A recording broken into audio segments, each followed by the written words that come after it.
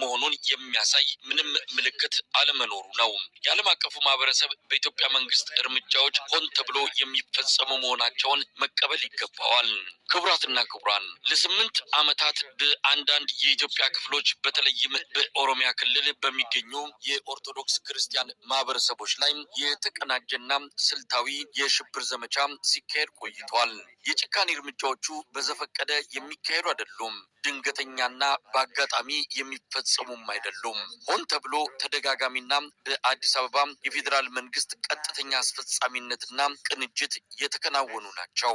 በሰነድ የተጠናቀረው ዘገባ በኢትዮጵያ ኦርቶዶክስ ተዋሕዶ ቤተክርስቲያንና በምዕመናኑ ላይ የተፈጸሙ ወንጀሎች በኦሮሚያ ክልል በእሳት የተቃጠሉ በርካታ የኦርቶዶክስ አብያተ ክርስቲያናትን ያካተተ ሲሆን ከነዚህም መካከል ለበርካታ ክፍለ ዘመናት የዘለቀው የኢትዮጵያ ስልጣኔ ዘመን የቆዩ የማይተኩ ታሪካዊ መንፈሳዊ የእጅ ጽሑፎችና ጥንታዊ ቅርሶችን የሚያጠቃልል ነው። በመቶዎች የሚቆጠሩ ካህናት፣ መነኮሳት፣ ዲያቆናት፣ ክርስቲያን አማኞች ተጨፍጭፈዋል። በቅርብ ጊዜ የወጡ ዘገባዎች በአርሲ ክልል ብቻ በመቶዎች የሚቆጠሩ ክርስቲያኖች ስልታዊ በሆነ መንገድ መገደላቸው ተረጋግጧል።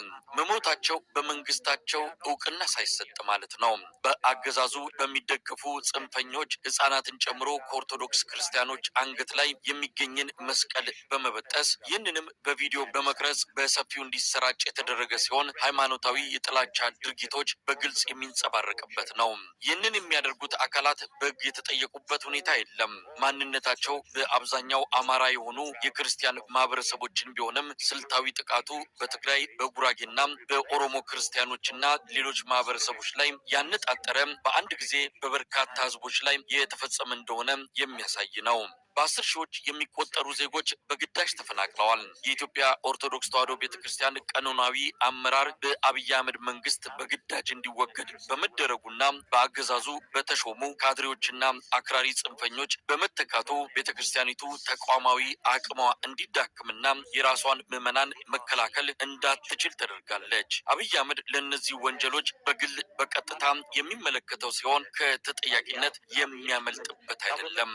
Replaced by regime-appointed cadres and radical extremists, rendering the church institutionally decapitated and incapable of defending its own faithful.